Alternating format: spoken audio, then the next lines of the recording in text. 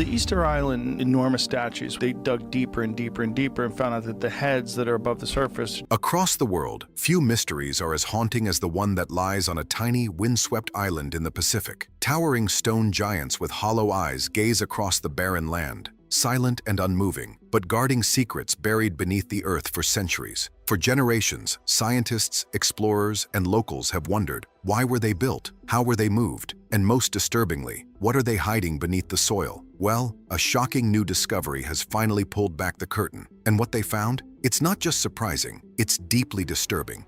Imagine you are a navigator in the age of sail. You have crossed thousands of miles of empty water. Then, as if a wound in the blue, a small slab of volcanic land rises from the horizon. It is Rapa Nui, Easter Island, only about 15 miles in length, a single dot in the vast Pacific, yet bearing nearly 1,000 carved figures. The moai vary in size. Some are modest, 6 to 10 feet tall. Others are colossal, approaching 40 feet and weighing scores of tons. It's easy to understand the astonishment of the first visitors to the islands. How were these immense sculptures made and moved? Their faces are broad, their noses heavy, their expressions grave.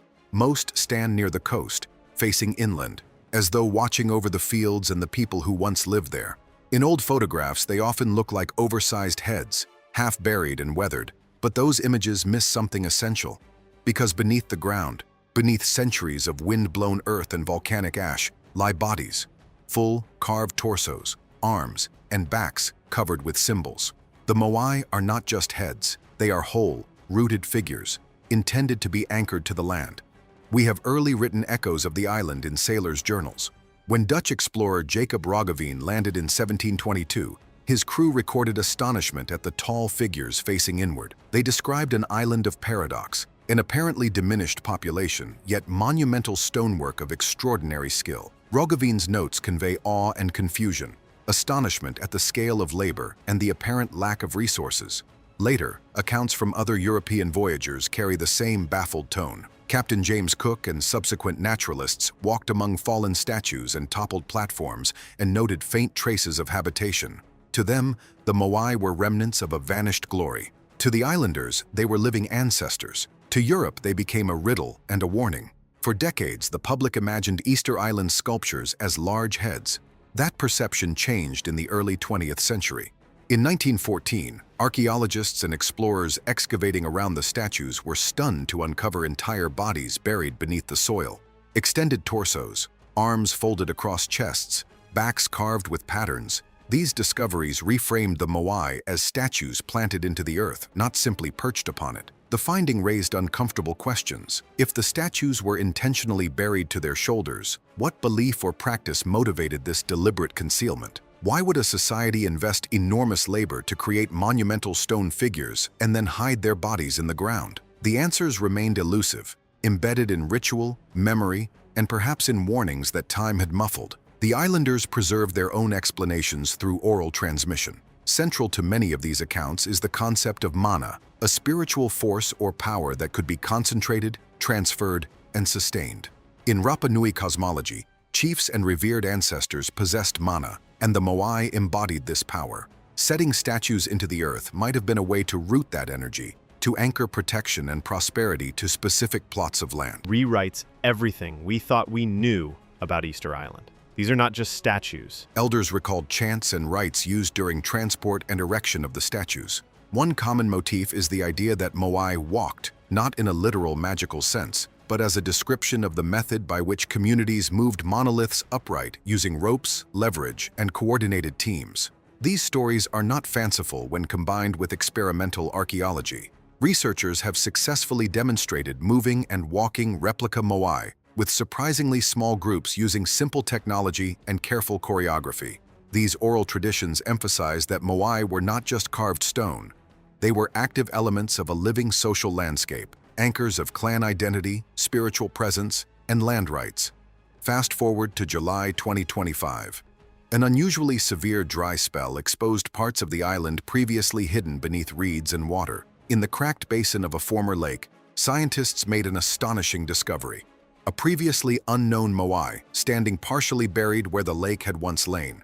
At roughly 13 feet tall and estimated at 12 to 14 tons, it was modest compared with some of the giants, but its placement was the real shock. The statue was embedded in strata of dark, compacted soil interleaved with ash, charcoal fragments, and old detritus. Preliminary observations suggested intentional placement, followed by deliberate covering. Soil moved and compacted around the base, rather than simply accumulated by natural sedimentation. Radiocarbon samples taken from charcoal fragments in the surrounding layers could tie the context to the island's known periods of activity, and the matrix around the moai promised a well-preserved snapshot of past conditions. Archaeologist Terry Hunt famously cautioned, "When there's one moai in the lake, there's probably more."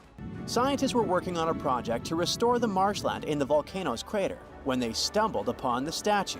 The implication is chilling. If lake beds and other anomalous settings contain statues concealed from sight for centuries, the island could harbor many more undetected messages from the past. Those hidden statues might carry inscriptions, carvings, or assembly patterns that radically change our understanding of why the moai were made and why some were buried. For decades, textbooks told a simple story. The people of Easter Island destroyed themselves.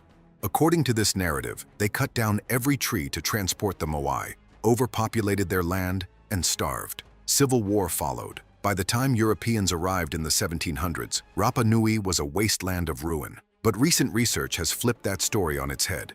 The Rapa Nui weren't reckless. They were ingenious. Archaeologists uncovered vast rock gardens, fields lined with stones that trapped moisture, prevented erosion, and boosted crop yields. They invented unique irrigation systems to make the most of scarce rainfall, lithic mulching, placing stones over soil, reduced evaporation, and promoted crops. These techniques reveal sustained, deliberate management of limited resources. So what happened? When Europeans arrived, they brought slavery, disease, and violence. Thousands of Rapa Nui were kidnapped and shipped to foreign lands, never to return. Epidemics decimated populations. Missionaries and colonial officials suppressed native practices and disrupted social organization. The disturbing truth is this: Easter Island didn't collapse by sheer local mismanagement. It was broken by outside forces combined with ecological stress. The moai, then, are not reminders of failure. They are proof of survival and social complexity, but they are also, increasingly, being read as carriers of messages, warnings, protocols, or sacred knowledge carved in stone and sometimes hidden from plain view. When archaeologists fully excavated moai, they noticed something chilling. The buried bodies weren't plain. Their backs were etched with intricate carvings, spirals, rows of chevrons, delicate incisions that resemble tattoo patterns. Scientists found a new statue on Easter Island, inside the crater of an old volcano. These markings are not random decoration. They appear to encode meaning, lineage marks, clan symbols, references to cosmology, and possibly calendrical or navigational data. Some motifs recur across different statues and sites, while others are localized. The variation suggests social signaling. Statues acted as markers of identity and claims to land. Where motifs appear near agricultural terraces, the symbolism may have connected ancestors to productive fields. Where they cluster near ceremonial centers, they may anchor ritual practice. The deliberate choice to plant statues into the earth, covering carved backs and shoulders, presents an interpretive challenge. If these motifs carried essential information, why bury them? The answers likely overlap. Ritual anchoring of mana, concealment during crisis, or intentional storage of knowledge that only particular people could retrieve at particular moments. In other words, the earth itself may have been used as a vault. One of the most evocative places on Rapa Nui is Rano Raraku, the volcanic slope where tens, perhaps hundreds of moai were carved. Walking among the half-finished figures is like stepping into a stone factory frozen mid-shift. Some statues are still attached to the bedrock, their faces and torsos peering out as if paused in creation. Others lie toppled, abandoned, or deliberately left incomplete, silent testimony to decisions made generations ago. These unfinished moai function as time capsules. In the grooves and tool marks, researchers can read the sequence of steps the carvers took. Patterns of chisel strokes, the removal of bulk material, the final smoothing. Each stage reveals a practiced technique, a shared method taught from master to apprentice. The presence of so many incomplete statues suggests a large-scale coordinated effort. Quarries humming with organized teams, each with specialized roles and social obligations. The labor behind those giants must have been monumental.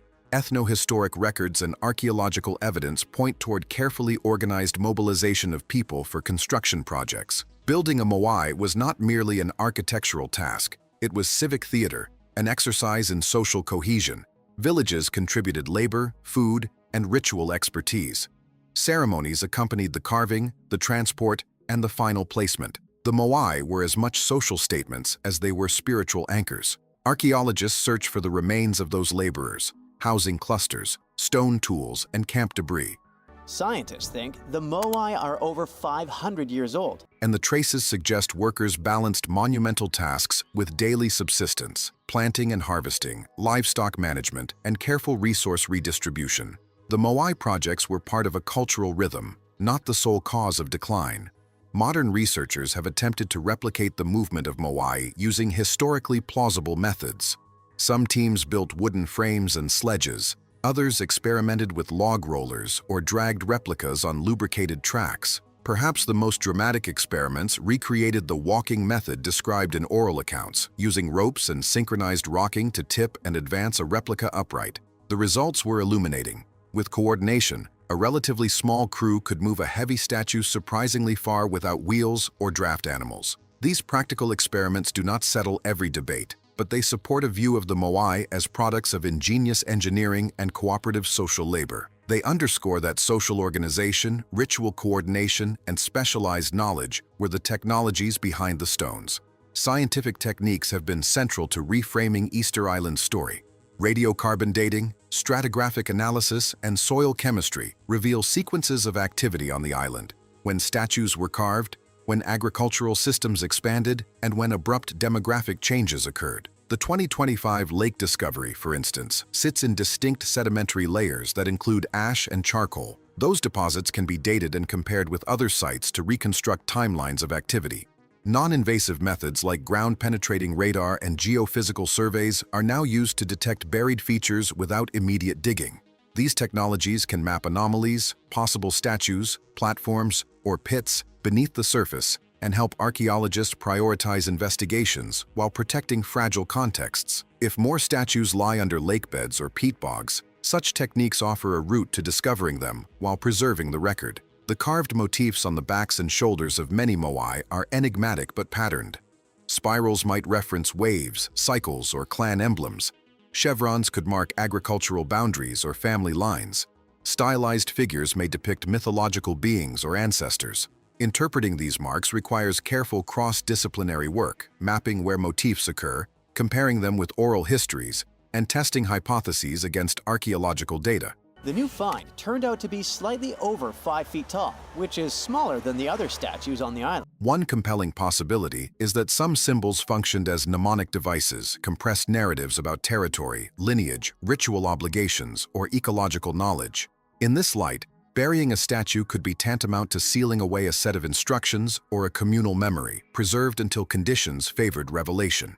To the Rapa Nui, the moai were not mere sculptures. They were embodiments of ancestors, repositories of spiritual power known as mana. Each statue represented a chief, priest, or lineage head. The larger the moai, the greater the prestige of the family or clan that built it. But here lies the mystery.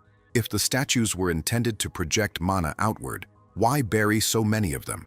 Why go to the immense labor of carving full bodies, arms, backs, and torsos, only to sink them into soil so deep that entire sections were never meant to be seen by ordinary eyes? Some archaeologists believe this act was deliberate spiritual technology. By embedding ancestors into the very ground, their mana would radiate not just into the community, but into the soil itself, blessing crops, bringing rain, and sustaining life.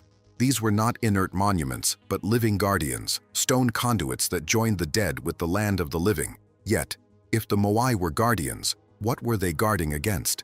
That question lies at the heart of the disturbing discoveries. As excavations revealed more, researchers noticed unusual carvings etched into the buried portions of some moai. Spirals, crescents, humanoid forms with elongated heads, and depictions of birds.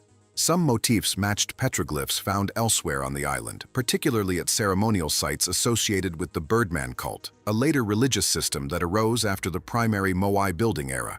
This transition is crucial. The Birdman cult emerged when resource scarcity and societal pressures forced changes in leadership and rituals. Instead of building giant statues, clans began competing in dangerous annual contests to retrieve the first egg of the sooty tern from a cliffside islet. The winner's clan leader was declared the Birdman for the year, wielding power and prestige. Some scholars suggest the carvings on the Moai are records of this transformation. Others propose they may be astronomical calendars, mapping cycles of sun and moon, droughts and rains, or even comet appearances. Still others argue they are encoded warnings, lessons learned in times of crisis. To what the statues have been trying to tell us all along. Imagine a culture that knew it was fragile, perched on a volcanic outpost with limited trees, limited soil, and unpredictable weather. They may have carved their fears and their solutions into stone, a time capsule, meant not just for themselves, but for whoever would come after. But if these warnings exist, what exactly are they trying to tell us? When scientists uncovered the new Moai in the dried lakebed in 2025, they noticed something odd. The soil around the statue bore evidence of deliberate placement. Layers of compacted earth alternated with charcoal flecks and fragments of stone tools. This was not simply natural burial. It seemed ritual. Why would anyone drag a massive ancestor statue into a lakebed, plant it upright, and then cover it over? One theory is that these were acts of concealment, ritual attempts to safeguard sacred objects during times of crisis. When resources dwindled, when famine or war loomed, communities may have buried statues to hide them from rival clans or to preserve them for future generations. But another theory is far darker. Some researchers propose that the burial of Moai was a form of sacrifice. By planting their ancestors into the earth during times of drought or disaster, the Rapa Nui may have been symbolically pleading with the land itself, offering guardians back to the soil in exchange for survival. If this theory is true, then every buried statue is not just a monument, it is a desperate cry from a civilization on the brink, and that realization changes everything. For years, Easter Island was taught as the quintessential cautionary tale, a society that destroyed itself through reckless exploitation. Students learned that Rapa Nui cut down all their trees to move statues, overpopulated the island, and spiraled into civil war. But the real story is the opposite. Far from reckless, the Rapa Nui developed advanced sustainable farming systems, rock gardens, lithic mulching, water management. They endured for centuries, carefully adapting to their harsh environment. Especially those famous shots with only the heads poking out of the ground led people to believe that's all they were. It wasn't until European contact that catastrophe struck. Diseases, slave raids, cultural suppression. By the late 19th century, only a fraction of the population remained. So the Moai do not represent arrogance or collapse. They represent resilience. They are silent witnesses to survival, even as outsiders dismantled their world. And this makes the buried statues even more poignant. They are not failures. They are survivors' messages, carved under impossible odds. When researchers analyzed the carvings on buried Moai bodies, they found recurring symbols associated with navigation, wave patterns, star-like motifs, crescent shapes. Polynesian societies were legendary navigators, capable of traversing thousands of miles of open ocean with no modern instruments. What if some of these symbols are encoded navigational systems? A way of preserving the knowledge of wayfinding even if oral traditions faded. Others suggest agricultural knowledge. Carvings of birds may have represented seasonal cycles, while geometric motifs may have marked planting times or ecological observations. Still others argue they are cosmological warnings, reminders of disasters, famines, or celestial events. A community living so close to the edge of survival would have every reason to encode lessons into durable stone. If so, then buried statues may be more than art. They may be libraries. Why does this matter today? Because the warnings of Easter Island feel eerily relevant to our own world. This is Easter Island, home of the world-famous head statues, or Moai. We live in an age of climate change, deforestation, resource scarcity, and rising seas. The old cautionary tale of Rapa Nui was often used to say, see what happens when people destroy their environment? But the real lesson is more unsettling. Societies fall when they forget their knowledge, silence their warnings, and ignore the voices of their ancestors. The Moai are proof that a people under immense ecological strain adapted creatively, built sustainably, and endured until outside shocks overwhelmed them. In other words, it wasn't environmental collapse alone, but human violence and disconnection from tradition that shattered Rapa Nui. And that, perhaps, is the warning the Moai are still staring inland to give us. Not just protect your environment, but do not silence your ancestors. Do not erase your memory, or you too will fall. The Moai also join a wider family of mysterious monuments across the globe. Stonehenge in England, aligned with celestial events, suggesting ancestral knowledge of the skies. Göbekli Tepe in Turkey, a deliberately buried site over 11,000 years old, an echo of deliberate concealment, like the Moai. The Great Pyramids of Egypt, tombs and time capsules encoding cosmology, power, and spiritual belief. The Nazca Lines in Peru, giant geoglyphs whose full meaning remains uncertain, visible only from the air. All these sites reveal a human impulse to communicate across time, to leave messages for future generations. Easter Island belongs in this lineage, but with an even darker twist. Its statues are not just messages, but warnings carved during collapse. As archaeologists continue to probe the island, one fear persists. What if the buried Moai conceal evidence of something we are not ready to face? What if deeper excavations reveal mass burials, sacrifices, or encoded records of disasters we do not yet understand? What if the carvings are not metaphors, but literal records of famine, war, or even astronomical phenomena like tsunamis or solar events? Already, the 2025 lake discovery shows that entire statues can lie hidden in unexpected places,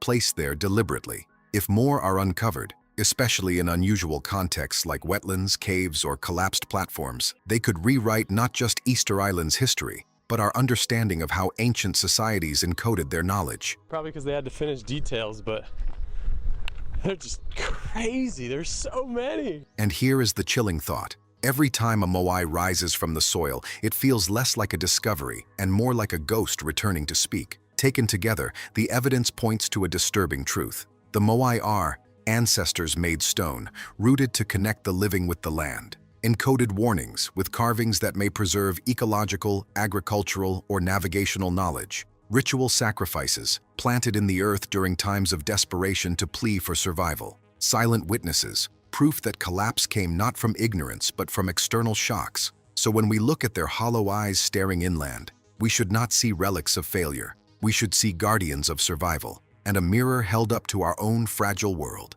The people of Rapa Nui carved their ancestors into stone, set them into the earth, and aligned them with the stars and the turning of the seasons. Their island became a message carved into rock, a library of warnings, a time capsule of survival. If such extraordinary effort was taken to preserve wisdom and desperation in stone, what warnings are being left for the generations yet to come? Will the legacy be one of resilience or of silence? Will wisdom be passed down, or will only ruins remain? The Moai still stand, staring across the centuries. The question remains, is anyone listening? For those who find this story as haunting as the statues themselves, don't let it fade into silence. Subscribe, turn on notifications, and stay with us as more mysteries are uncovered that challenge how history and humanity are understood.